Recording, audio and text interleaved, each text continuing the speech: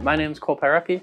I am a third year at Michigan Tech, and I am a math major with concentrating in education. Nice. Yeah, What made you want to do that? I have always really enjoyed helping students and working with students. I also really love math, so I thought teaching would be a great step. So, Nice. Yeah. Sure. And then a little bit about you at USG, like your position, how long you've been at USG, how you got involved. Yeah. So I'm currently the vice president of USG. I've held this role since the end of last March. Okay. I've been on USG since October of my freshman year. I heard about it from we had a little mini golf event during my orientation week. And I was like, wow, this sounds pretty cool.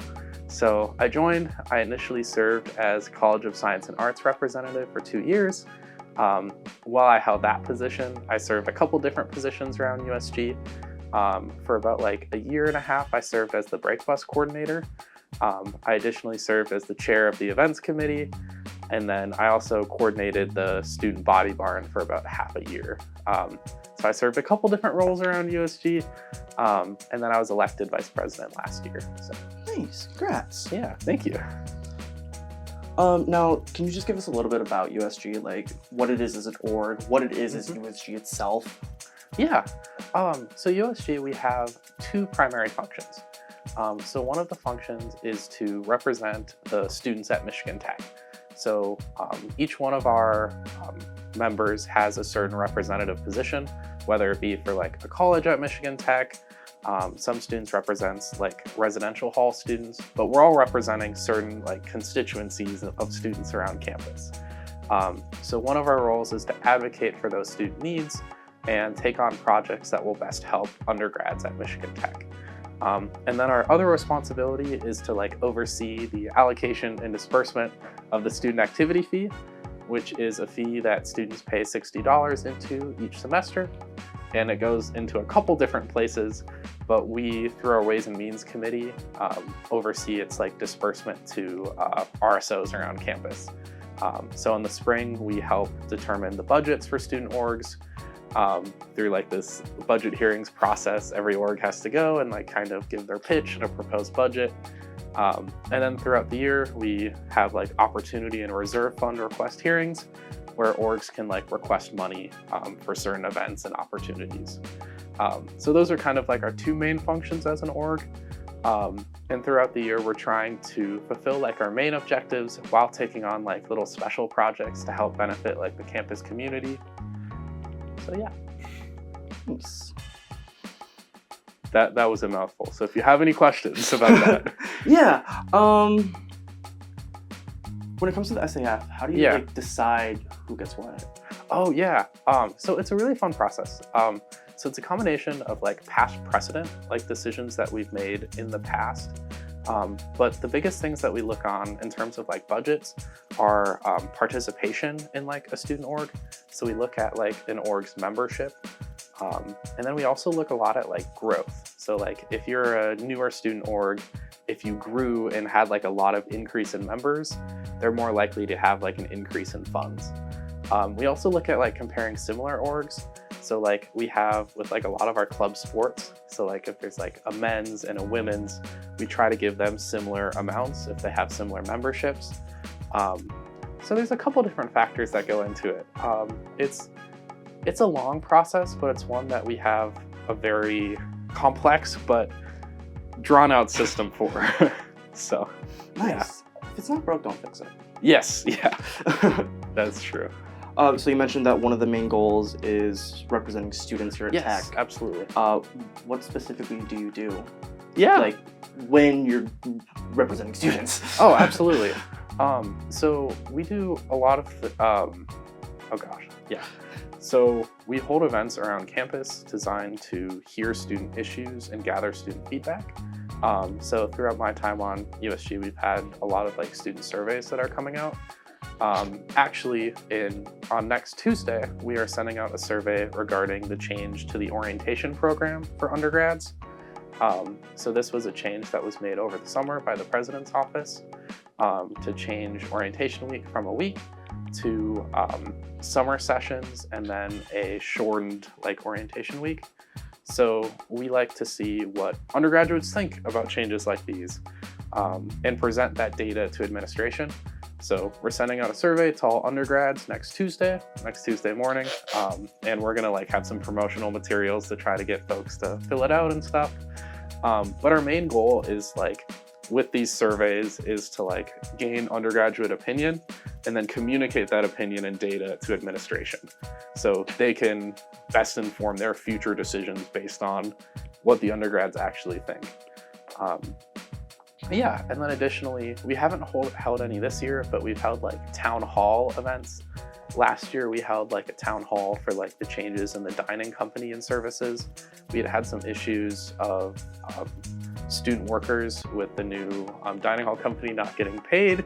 So we had held a town hall about that to hear student thoughts and like hear more about the situation and better inform ourselves about it. Additionally, along with like representing the student piece, we like to throw events that like best serve students. So we've been doing a lot with like voter registration. So out of our USG office, actually, we've been doing a voter registration like booth where like folks can come by, and if they have any questions about registering, whether that be in Michigan or in their home state, they can ask. Additionally, we've had events like in Fisher with a table where we've just been there and able to answer questions. Just trying to do as much as we can to help students. And I know registering to vote can be kind of intimidating, especially as like a 18-year-old coming to college. So we just hope to help make that process a little bit more clear. Is a weird comparison to say to you guys is like you're just like a high school student government, but like broader? Would that be a proper way to say it? Yeah, so it's really interesting because I know high school student governments are a lot more like event focused. It's really interesting because I know we have a lot of folks join USG because they really enjoyed high school student government, and there's a lot of similarities. I think like the biggest difference is like the financial aspect of things, because like we are actually like part of like shared governance within the university. So like we handle like the SAF allocations, and like that's like part of like the shared governance structure between like board of trustees, president's office, students. So it's like it's similar to high school student government, but like with some extra steps and components. Yeah. So. And then another comparison I want to ask is, how are you guys different from graduate student government? Oh, yeah, absolutely. So graduate students, I think the biggest difference is like what the interests of graduate students versus undergraduate students. I know graduate students, graduate student government focuses a lot on like doing travel grants for like graduate students and like helping like do like thesis presentation competitions, and that is amazing in serving graduate students, but that's something that might not serve undergrads as well. And like for us, like doing work with like the dining halls, and we have members on like committees around campus that like specifically address like undergraduate needs, so that wouldn't quite fit with the graduate student population. Additionally, since undergraduates make up like a larger percentage of the population, we have more of a say in like the financial and the RSO like funding process. So I guess that's like the biggest difference, because we have very different like constituencies. So yeah. Do you guys ever collaborate at all? We do. We haven't had any like collaborative events that I can recall, but we do have a GSG liaison that attends our meetings, and then a USG liaison that attends their meetings. So we have a lot of communication between GSG and USG about stuff, and we've actually been contemplating and like looking at the logistics of adding a GSG member to the Ways and Means Committee, which is the committee that works on like allocating the SAF. Because graduate students, I don't know the exact statistics, but I know they make up about like 15%, a little more, of the student population. So we've been working with them to potentially add a GSG member to the Ways and Means Committee. But yeah, there is communication that happens between GSG. So yeah. I think it would be really cool to throw an event with them at some point. That's just something that we haven't ever collaborated about, but would be a really cool thing to do. Yeah. Okay, on to stuff this year. What has USG been up to this year? Yeah. So the orientation survey has been a big thing. Recently, at the end of September, we formed like an orientation review committee, and we've been focusing on like drafting a survey to best gauge undergraduate student opinion in a way that like we can use that data to present to administration to best be like, this is the undergraduate opinion on this. So that's been one of our biggest projects. Additionally, voter registration has been huge. Our political affairs committee has been doing an awesome job having tabling events and stuff in the office to help, and especially since we're in election year, we've been doing that. Additionally, our events committee has been working to coordinate the student break buses. We have two different types of break buses. We have one that buses students through Wisconsin and then ultimately to the Chicago O'Hare Airport. So we're super happy to announce that for the first time ever, we sold out the entire Wisconsin-Chicago bus. Tickets went on sale last week and they sold out by the end of the week. And that's an initiative that we started last year to accommodate like our growing like non-Michigan population and like international population. And we thought bringing folks to like a major airport would be big. So we sold out that entire bus, which is amazing. Additionally, we sold out our 2 lower Michigan break buses that bring students down from fall break down to East Lansing and then back up. And we're actually chartering a 3rd lower Michigan break bus for fall break. And info about that will be coming soon to folks that are on our wait list for it. And then we're actually going to be releasing 2 more lower Michigan buses and 1 more Wisconsin-Chicago for winter break. And every student receives an email about that when tickets come available. And it's a great way that's pretty cost effective to get home for break. So, yeah. You said something. Yeah. What was the process to get the Wisconsin-Chicago break bus started? Yeah. This is actually, since it's very recent, correct? Yes. I actually was the one that was in charge of starting it last year. So kind of good connection here. So at the end of the 2022-2023 school year, we had some inquiries from like students and parents like, hey, is there any possibility for like a bus that goes through Wisconsin or something that brings undergraduate students to Chicago? So it was something that was like talked about and discussed. So last year and before the fall break, we decided we're like, let's go ahead with this. We might not sell out the entire bus to start with, but we felt like it's a program that has room for growth because the international population is only growing and the population of students that are not in Michigan is only growing. So we were like, yeah, let's get this started. So we coordinate our buses through Lamers. So we spoke to Lamers. We were like, hey, is this possible?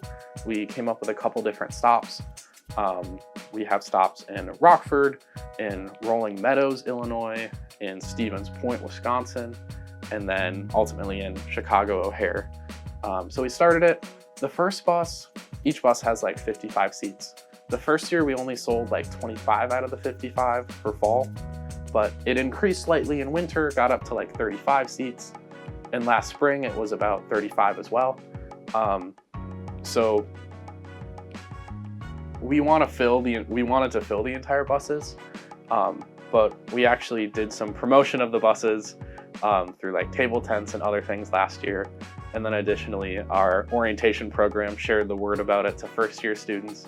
So we actually had the entire bus sell out this year. So I think it's really good and really positive for the program as a whole, because if these buses continue to sell out, we can explore doing a second one to accommodate more students. So yeah, super exciting. It's something that I am really proud of that USG has done in my time on USG. So super exciting. So nice. What are USG's plans for the rest of the upcoming year? Yeah, so we're trying to spread more word about what USG does, because a lot of folks' only like point of contact with us is through the budget hearings process, where they come to us and like ask for money. And unfortunately, because the SAF hasn't increased since like 2012, the budgets of student orgs have been like shrinking because we have more and more student orgs and the same amount of money to allocate. So the interactions with us have been non-positive sometimes, because obviously folks are upset when like their org doesn't get as much money as the other year or as previous years or stuff like that. So we've been trying to work on developing ways to better educate students about the resources that USG offers, whether those be like the financial services and like opportunity and reserve fund hearings, as well as like the representative services that we offer, and trying to get people, like if they have a concern or an issue, to reach out to us, because our meetings are public. They're on Wednesdays, 7 p.m. in the MUB Alumni Lounge. Anyone can come and just sit in on a meeting. We have a public comment section where folks can come in and bring up issues that they might have had around campus, and we're here to listen and we're here to help students. And additionally, folks are always welcome to contact our email, usg@mtu.edu. We check it every day when we have folks in our office. So we're just trying to better promote those resources. So we have a really great public relations committee that is actually comprised of a lot of our newest members. We had 8 new first-year members join this year, which is really exciting. So they've been brainstorming ways to like better promote the services that we offer. So that's one of the things that we're doing. Additionally, our political affairs committee has been looking into holding more like conversational type events about like political issues. They've still been brainstorming a couple topics to do, so I'm not quite sure what they're gonna do. But they've held these like living room conversation series before, where folks are able to come in and have like a safe place to discuss certain topics. The most recent one that they did was Why My Vote Matters, talking a little bit about like some of the misconceptions of folks being like that my vote doesn't matter, and just like talking about it, and it's a safe place to talk. So that's what political affairs has been working on. Our events committee has been working hard on the break buses. They also oversee the student storage barn up by the SDC. So we've been working on getting a few new orgs into there and reviewing like their inventories and the state of the body barn. And then additionally, we're gonna send out that student survey on Tuesday for orientation stuff. And then we are going to, once we have that data, we're gonna present it to administration and try to like articulate the data and the information that we have from that survey into something that we can provide to administration. Whether or not that students like the orientation changes or don't like it, we want to be able to represent them and get that to administration. Yeah, nice. Yeah. I've been curious for a while. Yeah. I interacted with SLS for a little bit, Yeah. so I know about the body barn. Yes. Why is it named the body barn? Okay, so this is really fun. So from my knowledge, and this is just information passed down from year to year.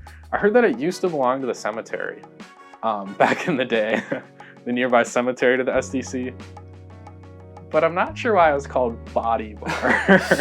Makes me kind of concerned. Like if it belonged to the cemetery, like I kind of get it, but it's intriguing. It makes you inference one very specific thing. Yeah. And that I don't think people want to inference. Yes. And that's really interesting. So like, I don't know.